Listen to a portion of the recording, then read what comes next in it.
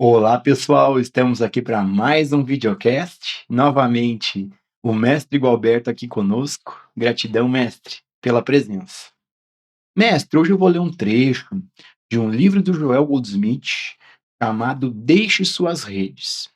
Em um trecho desse livro, mestre, o Joel Goldsmith faz o seguinte comentário: Sim, eu sei que parece egoísta, mas não temos muito a oferecer a este mundo enquanto não tivermos algumas provas do fruto destes princípios. Mestre, neste trecho, o Joel comenta sobre o egoísmo. O mestre pode compartilhar a sua visão sobre o que é o ego? Ô Gilson, o ego é esse elemento que se vê presente, sendo o autor das ações, o autor das experiências, sendo ele o experimentador dessas experiências. É esse que se vê presente sendo o pensador dos pensamentos. Aquele que, na emoção, é alguém presente na emoção. Nesse sentir, é alguém presente nesse sentir. Portanto, o ego é basicamente a ideia de alguém presente. Esse sentimento de pessoa, essa sensação de pessoa, esse pensamento de pessoa presente em nós. Essa é a presença de uma ilusória identidade, que se vê dentro do viver sendo essa entidade, esse eu, esse mim, o elemento mais importante nesse contexto, no contexto de suas experiências, dos seus pensamentos, das suas emoções, das suas ações. Isso termina nos levando a uma condição de existência, de vida, onde o sentido desse eu é o elemento mais importante nesse contexto. Assim, nós estamos constantemente nos movendo na vida a partir deste centro, desse elemento que se vê cercado de coisas, de pessoas, de experiências, de situações acontecendo. Esse centro é um centro artificial, presente, criado pelo pensamento, sustentado por um conjunto de crenças, de opiniões, de ideias, conceitos. E nós estamos constantemente reafirmando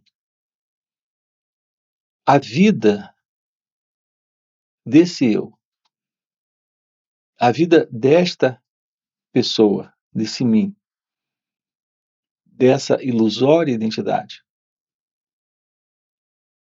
E nós fazemos isso em razão da presença da ignorância. Nós vivemos de uma forma ignorante. Nós ignoramos a verdade sobre nós mesmos. Nós não tomamos ciência daquilo que nós somos, nesse contato com o momento presente, nesse contato com a vida acontecendo. Assim, esta condição interna de ignorância, de ilusão, sustenta para cada um de nós uma existência em separação. Nós temos a presença da vida e temos a presença de alguém.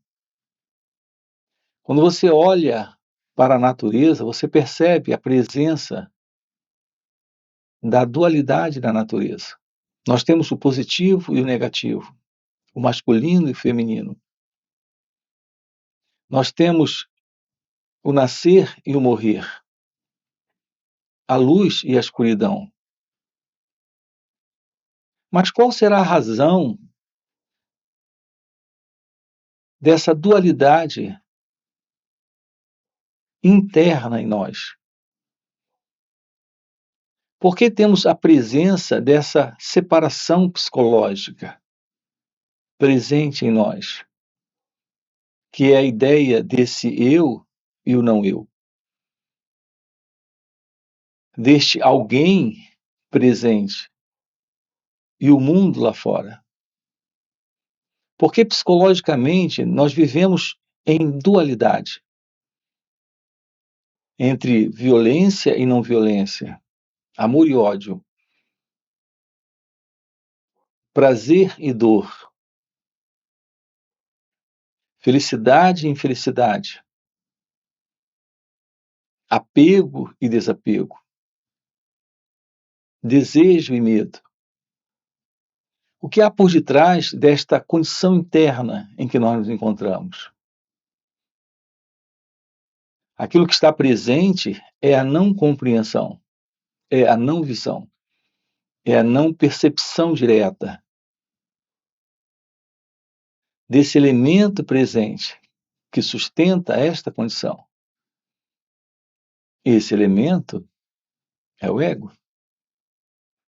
Portanto, quando você pergunta o que é o ego é esse mim, é essa pessoa, é esse sentido de alguém presente, olhando a experiência a partir de uma máscara. Algo que temos tocado aqui com vocês é isso. Observe que a palavra pessoa vem de persona, assim como a palavra personalidade. E a persona eram aquelas máscaras que eram usadas nos teatros na Grécia Antiga. Assim, no passado, em uma peça teatral, os atores entravam com uma máscara. Essa máscara era a persona. A palavra pessoa e a palavra personalidade vem desta persona, que é essa máscara. Nós temos um modo de lidar com a vida, de lidar com o outro,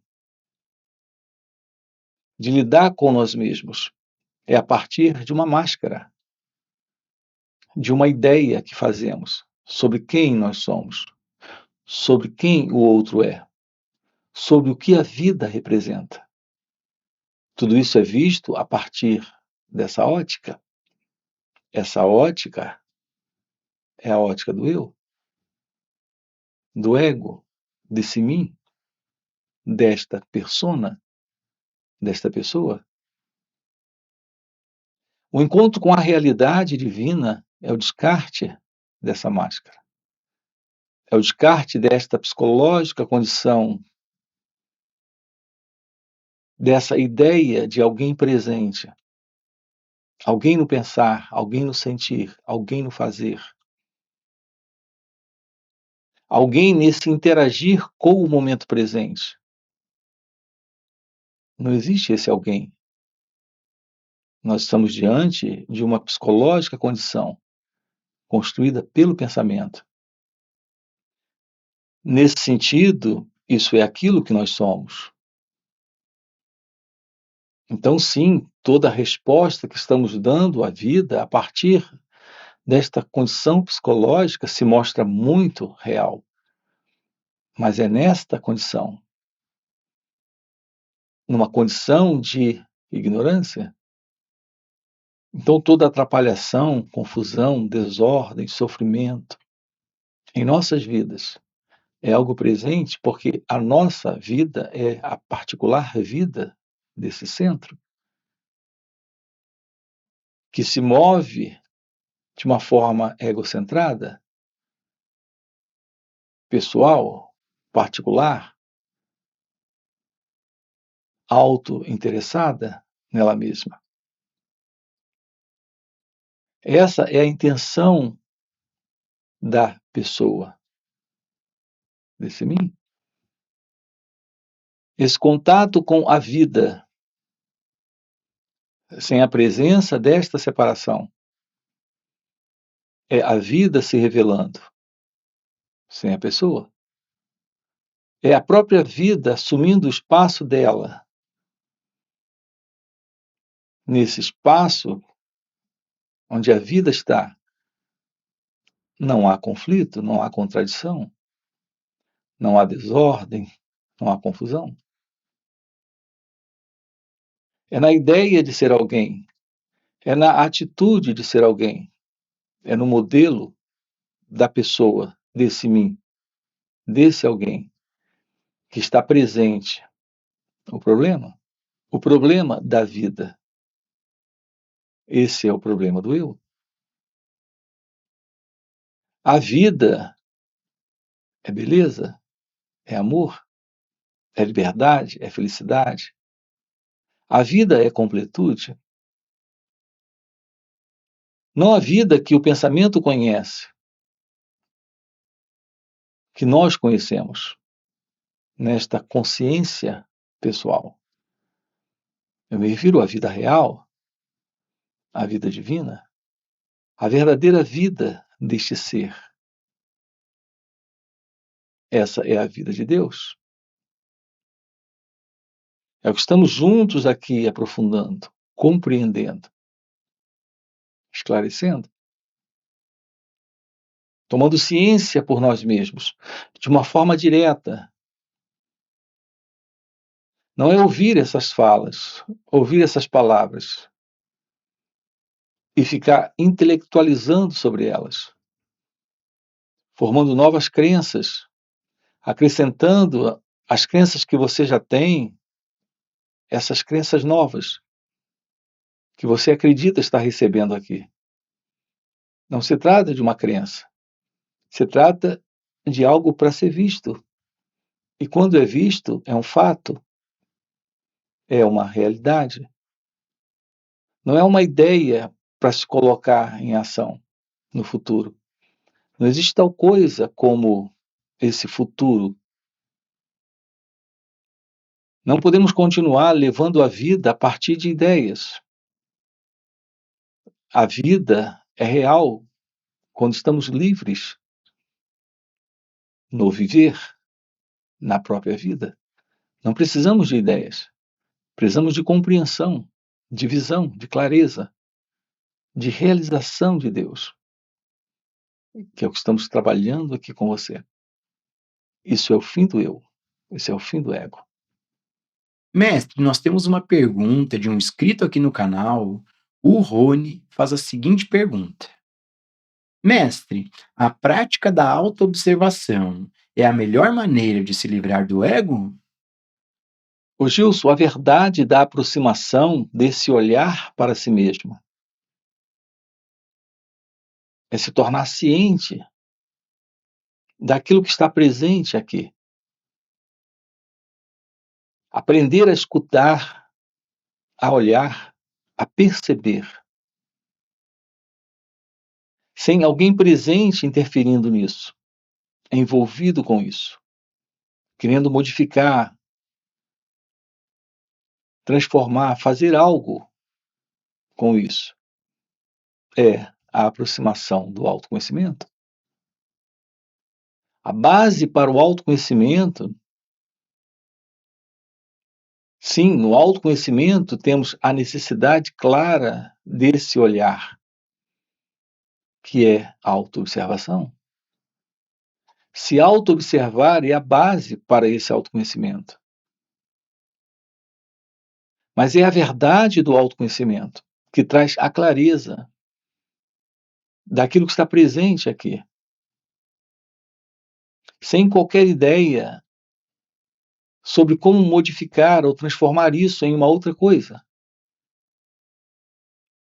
Assim, a base para esse despertar, para esta realização, é a compreensão de nós mesmos, que é o autoconhecimento. Se auto-observar é algo que lhe dá a base para esta atenção sobre suas reações. Portanto, existem diversos elementos envolvidos em um trabalho direto para esse despertar. Em geral, as pessoas usam a expressão autoobservação ou se autoobservar de uma forma equivocada. Não se trata de alguém presente se auto-observando. Há uma forma de nos aproximarmos nesse instante desse olhar, escutar, perceber. E a única forma real para isso é trazendo atenção sobre as nossas reações. Uma atenção que, quando presente, lhe coloca diante desse instante, sem esse elemento, que é o eu. Quando temos a presença dessa atenção, nós não temos a separação entre o observador e aquilo que ele está vendo. Não há uma separação entre aquele que está presente nesse ouvir o som. Temos a presença do som. Temos a presença do escutar. Mas não há qualquer separação entre esse que escuta e o som que está sendo escutado. O escutar revela o som. O olhar revela a visão. Não há alguém nisso. Essa é a presença da atenção. Ela requer, sim, esse olhar para nós mesmos. Mas não é só olhar para nós mesmos, é aprender a olhar para o que está presente, aqui e agora. Não há uma separação entre aquele que está do lado de fora e aquele que está do lado de dentro. Esta separação psicológica é uma ilusão. Portanto, se trata desse olhar. Você começa a se dar conta dessas reações. Os gestos, o tom de voz, a fala. O que quer que esteja presente aqui, assim como as ações, o que quer que esteja surgindo aqui, aquilo que está presente, vindo de você, vindo do outro, surgindo como a vida, tudo aqui precisa ser visto sem o eu, nesse olhar. Essa é a presença da meditação. Quando temos presente a meditação, temos um olhar sem escolha, um perceber sem separação entre o que percebe e aquilo que está sendo percebido. Há um constatar da vida, há um perceber do momento. Assim, tudo isso é parte desse encontro com a ciência deste ser, com a compreensão da vida, com a visão do momento. Não há alguém presente nesse momento. Não há alguém presente na vida. Não há alguém presente nas respostas sendo dadas, na compreensão acontecendo, na ação surgindo. Tudo está presente como a vida, sendo a vida. Assim, a forma real desta aproximação de nós mesmos requer uma visão nova destas reações que surgem nesse instante. Nós não podemos ter uma fórmula como nós queremos. Alguns pensam que a meditação é o caminho para a iluminação. Outros podem pensar que a autoinvestigação é o caminho para a iluminação. Outros podem pensar que a autoobservação é o caminho para a iluminação. Veja, não podemos particularizar essas expressões sem compreender o contexto em que elas se encontram. Tudo isso é parte do trabalho desse despertar. Mas não particularize uma técnica, um sistema, um método, porque estaremos diante de uma ilusão, de uma crença, de uma sugestão ainda dada pelo pensamento. O elemento fundamental nesse despertar continua sendo a presença misteriosa, indescritível da graça divina. Todo o trabalho que ocorre, que acontece dentro desse processo de despertar, não é o elemento determinante. O elemento determinante para esse florescer é o poder desta graça, é o poder desta presença divina. É isso que torna possível a ciência de Deus. É a presença do próprio Deus. Não é da ideia, não é da crença, não é da imagem que nós chamamos de Deus. Estamos falando da realidade desse mistério. Nós podemos ter crenças, ideias, imagens sobre Deus. Não é disso que tratamos aqui. Estamos falando desse mistério, desta realidade indescritível, inominável, que quando está presente, realiza tudo. Então, se aproximar desse trabalho é permitir que esta realidade encontre o espaço dela e realize esse trabalho. Aqui, nesse corpo, nessa mente. Mestre, nós temos uma outra pergunta de um outro inscrito aqui no canal. O Guilherme faz a seguinte pergunta: Mestre, como abandonar o que ainda se tem apego? Ô Gilson, esse é um outro ponto bem interessante. Nós temos ideias, nós temos ideais, nós temos propósitos, objetivos.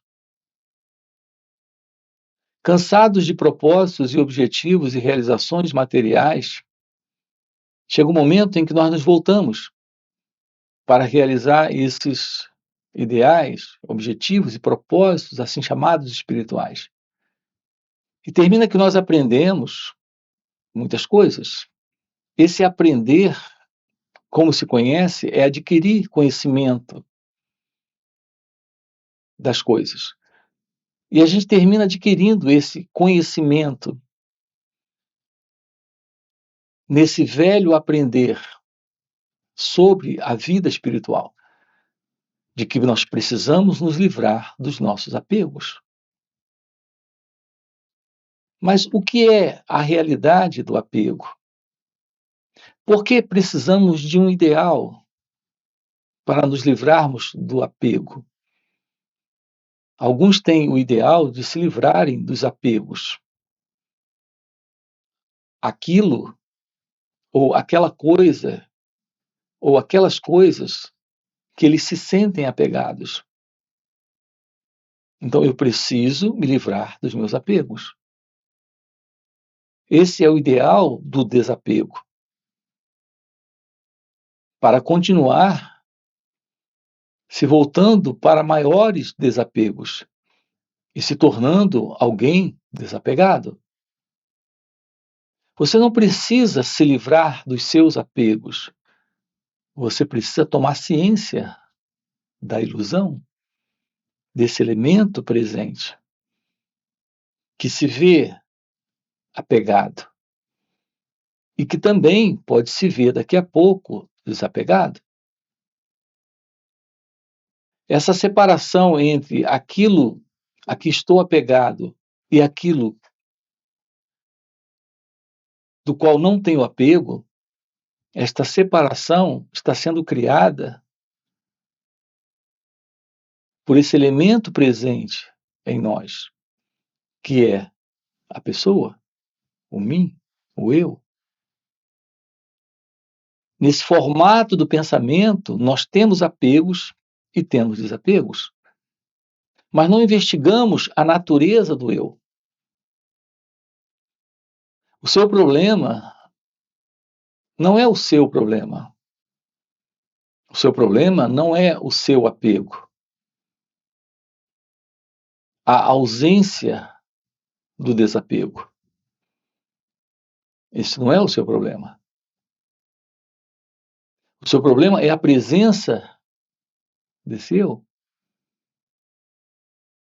Enquanto estivermos situando nossas vidas na ideia de alguém presente na vida, essa nossa vida, essa particular vida, é a particular vida ilusória de uma identidade presente, que esta pessoa